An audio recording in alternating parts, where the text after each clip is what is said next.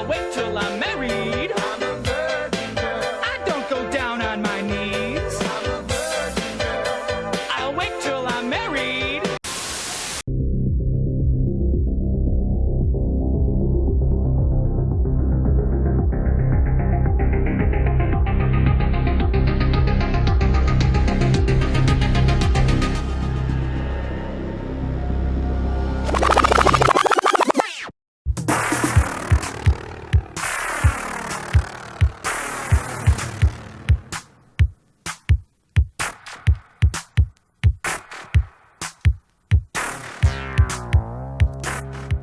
Welcome back to the Vortex, the video Vortex. I'm Josh, and I'm joined here with Tiana. Hey. And the Professor Smoke. What's up? And we are from the All American Spookshow podcast, which you can listen to every Monday at 6 p.m. East or check out right here on the YouTube channel at the same time. And we also encourage you to check out all the other stuff here on the channel, including Grindhouse Gutter series and our Hammer Horror and Order series. So those are lots of fun every month. So we encourage you to go just hang out here on the channel. Subscribe, all that stuff that you normally do on everything YouTube, and just hang out as long as you want. We got tons and tons and tons of stuff here, right here, nowhere else, right here. This month on the Vortex. Now, the whole point of the video Vortex is we watch straight, try to at least, right? There's some ambiguity there with like maybe something that premiered on TV and then went to video and stuff. But for the most part, on this series, we stick to stuff that went straight to video. Pretty much all movies of the 80s and 90s is what we try to stick to now. There were a couple that we did before until we decided just to focus directly on the 80s and 90s. So we've got them all on a wheel. We spin it and we land on stuff. Now, occasionally we will cherry pick. We won't spin the wheel. We'll just kind of, let's just get this on there. And that's what this month is. It's one of those cherry picked ones. And I believe it's one that none of us had seen, right? To this point? No. I've not seen it. One's been on the radar since the 90s. And it is Shock 'em Dead from 1991, a comedy horror. So once again, comedy horror is always a little divisive with some folk, right? Like, does it work? Does it not? Yeah. How much? What's the ratio of comedy to horror and whatnot? So yeah. We'll see if this is one that works or not. But yeah, I had not seen this. This is also like what would you call this, Smoke? Like metal horror, heavy metal horror kind of? Yeah, I've always seen it placed in that subgenre of heavy metal horror movies. That same subgenre with something like Black Roses or Trick or Treat or Rocktober Blood would be in, or get a little bit more obscure. The hell was that one? Edge of Hell has another name. Can't think of it. It's got John Michael Thor in it. The heavy metal dude. Oh, gosh. There's a couple of movies with him. That name today. There's a few of them with him in it, but like Zombie Nightmare is another one. So yeah, there's Blood Tracks. Is that the one that's in the? So there's more than a handful of heavy metal horror movies out there, and so this was one of them that is, like I said, has been on my radar. I've known of it since I saw it on the shelves back in the early '90s or whatever, and just never got around to renting it, or since then picking it up, or viewing it anywhere else. But yeah, it's so you could say that it's kind of got somewhat of a little bit of a reputation built up of me wanting to see it. So, but did it live up to that? Well, we'll see. Well, I think some of the origins of us watching this too was I think I randomly came across a TikTok or something. Thank God for TikTok and random YouTube shorts and stuff like that, right? Where we saw a clip of this and we're like, oh yeah, we got to get this one in somewhere somehow. Yeah. And then the occasion finally came and we decided to pull it. But boy, this might be one of those cases for me where like the clips make it seem better than it really is as a whole. Yeah, because those clips are the ones that you see, and you see still photos of if you Google it, are those images that the cool ones from the movie. Like, it kind of sells you on it. You're like, oh man, this looks like it's got to be hilarious or awesome or whatever, and then you watch it. But that was the highlight. That was, yeah. And the first thing about it for me, with it being billed as a heavy metal horror movie, I was expecting there to be some heavy metal in of some sort. I mean, say what you will about Trick or Treat. I love the soundtrack of Trick or Treat. It's by Fastway. It's typical of its time period, sort of that. It's not too thrashy, right? It's like it kind of reigns, and it's kind of like Wasp or Fastway was hard rock and metal, but it's not full on super fast or heavy metal. And even like you mentioned it a few minutes ago, we watched Rocktober Blood here on Video Vortex back in like last October. Yeah. Even that one too. And it's also funny too, this movie comes out in 1991. there's Wasp posters and stuff in the Yeah. background. So there, but like, wasn't by 91 that scene was kind of dying, right? Like, Yeah, pretty much grunge and sort of came on. Well, that wasn't the only thing. I mean, is the hair metal, glam metal, whatever you want to call it, was kind of running its course.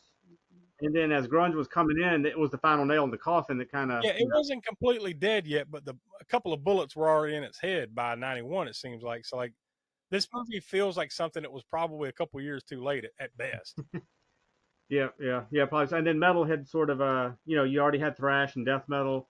All those were really coming up and hitting their peak, And then of course black metal, which had come along earlier through Venom and all that stuff. But then you had the second wave of black metal, which was the Norwegian black metal bands. So all of that pretty much pushed the glam metal type stuff out of the picture. And the other thing too is for this, it's like the title. I guess the title's fine enough, but really doesn't have anything to do with. I'm thinking "Shock 'Em Dead." There's going to be something with electricity, something like that. Yeah. That has nothing to do with it. Yeah. And even the heavy metal rock side of it, yes, it's part of the story because the dude essentially the plot is this guy sells his soul to the devil in a way, right? Yeah. To become like the greatest rock star of all time. But like I stopped short of saying like it doesn't really have much to do with the story. It does, but it doesn't. You know what I mean? Like, because what's going on here is this guy has sold his soul to the devil, and now there's certain, we don't go full spoiler here on this. There's certain things that he has to do. Yeah, to complete that deal. As part of his deal is survive, whatever, right? Yeah. None of which has really anything to do with rock and roll, other than the fact that he's trying to be. And what about the guy? And I don't know. I mean, I didn't really look up the names so much, so I don't remember. Other than Traci Lords, I don't know anybody else's name in this movie even now. I didn't go deep into that, but that dude did look familiar. Yeah, you did. Angel Martin. It was played by Stephen Quadros. Okay, that was his name. It was funny because he's playing a geek. He's supposed to be like the nerdy geek character, but he doesn't even look like. Is this? But you mentioned that. That reminds me. Is this not Trauma Light or Trauma Adjacent? At least in that regard, it felt a little bit like Toxic Crusader or Toxic Comedies. Yeah, with the kind of nerdy character that something happens to him and he becomes heroic, I guess you could say, in a sort of way. Yeah. And there's like you're pulling for him at first, and now you're not pulling for him so much anymore. It's yeah. The old double turn or whatever going on, but yeah, because he didn't look. They threw some glasses on him and tousled his hair up a little bit and made him like laugh like a geek kind of or whatever. But yeah, they gave him the snort laugh and the 80s or 90s like pocket protector type outfit. That's how they nerded him up, and then all of a sudden his hair's all teased up. He's wearing like mascara or what, like the eyeliner stuff or whatever to make it more heavy metal, just like that. It's a weird one though, because like at points it's entertaining, but overall the movie I don't think. Yeah, unfortunately you got a bunch of just droll stuff to get through to get to those entertaining bits. Unfortunately, like you said, it's not a very long movie, but you feel it at some point. You're like, all right, we're about to wrap this thing up. Fuck, there's still 30 minutes left. It's one of those, but I mean, like. Go ahead. So. Oh, I was going to say, in that heavy metal element, like we said, you don't really get a whole lot of it. There's maybe one song I can think of, and it's not a song that you would even say, hey, is there a soundtrack to this? Because I need that song in my playlist. It wasn't even one of those kind of songs. It was just like, because of all the other crap music that was in it, when he got to that part, and the part I'm talking about, when what's his name, the main guy, takes over at that at that club or at the party or whatever. Takes over from the other singer and he starts singing the song or whatever, and then you're like, oh, okay, yeah, there's a little bit of something here, but I mean, it's not a song that you would actually listen to outside of this movie, and that's the best song in the movie, unfortunately. So yeah, the whole heavy metal aspect side of it, that was something I was looking forward to with it. At least you got a cool couple of BC Rich guitars in it, yeah, like when he makes his deal with the devil and he's playing the guitar, like he goes from just strumming it horribly to all of a sudden he can just like he's got a double neck guitar and it's all sped up. Yeah, because he first goes and tries out for this band, which I guess it's some local band that's fairly big, I guess, or something. I guess. Something like that. Because his friend, like like I said, he's yeah, he's this nerdy guy, and he's working at this pizza place, right? And then his friend calls him and says, "Oh, hey, you got to go. You got to get over there," and because he's a guitar player, supposedly, right? You got to get over there and audition for this band. So he quits his job basically at the pizza place because his boss won't let him leave. And then he gets over there and like plugs in. I was kind of expecting him to like, oh, he's gonna be this nerdy guy. He's gonna be a badass little guitar player or whatever. But no. He gets under all out of tune and all that stuff, and they're just kind of laughing at him as he's just trying to solo over everything that they're playing or whatever, terribly and not in tune. So of course they boot him out and make fun of him or whatever, and then he makes it later on. He goes and makes his deal with the devil, and he comes back as the which that's one of the weird parts too. Like, why would you go make a deal with the devil to be the greatest rock star of all time, and then just want to join this local? That's what I said too. Band. That's what I said. Like all of a sudden, boom! You're like this big metal dude. You can play the best solos ever and all this stuff, and then you decide I'm gonna try out for this shitty local band. Would you want to go play with Ozzy or something? I guess because it was supposedly because he was in love with Traci Lords' character. Yeah, I guess so. Oh, yeah. by the way, we've gone this far without mentioning Traci Lords. Like, apparently this was one of her first movies after the old wink wink industry. Yeah. Right. Now I do remember her first movie after. This is her legit turn. Yeah, the legit. Because there was a whole controversy over that because she was technically underage for some of those movies. Well, she gave them they didn't know it because she gave them a fake ID. Yeah. She had a over 18 whatever ID. So yes, there's some of those movies that now there are like anybody owns those movies, they're basically a criminal, because they're underage or whatever. So. And correct me if I'm wrong, and if I'm misremembering something I might have missed or whatever, but she's the only woman probably in this movie that does not get naked. Yeah. Because every woman other than her. At least briefly is nude, except for her, the one that is famous for being nude. Yeah. And this is her legit turn, like this. Well, I think the first one was Not of This Earth. I think it was. Yeah. That was. I'm pretty sure that was our first one after the porn industry or whatever. Mm-hmm. But it was actually better than this though. I remember seeing that one. I do remember seeing. I think I even had the VHS of that one back in the day. Mm-hmm. And it was at least a little bit more entertaining than this one was. But I think this also stands out for us too because I'm pretty sure this is the first Traci Lords movie we've done on anything. I guess right? So, yeah. I don't think I remember seeing her anywhere. You know what else she was in, which was bigger, budgeted a little bit to this maybe, whatever, but was around this time, I guess, with the Tommyknockers, the miniseries. Because that was probably not. I was in the Navy. Then it had to be like 93 or 4. It had to be right after this, pretty much. I think it was 93. Or maybe there's one between this and that. Sometime after this, I believe. Yeah, a couple years later, without looking it up. Yeah. Well, it's interesting. Well, now what we do here on Video Vortex is we come together beforehand. We give a rating. This is 0 through 10. So we're comparing it to everything we've ever done here on the Video Vortex, and we came up with a number of 3. That's the best.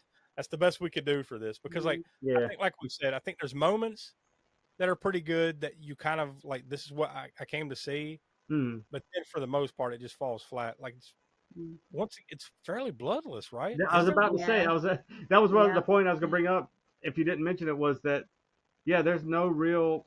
I mean, there might be a little bit of trickle of blood here or there from something, whatever, but it's like soul sucking type of.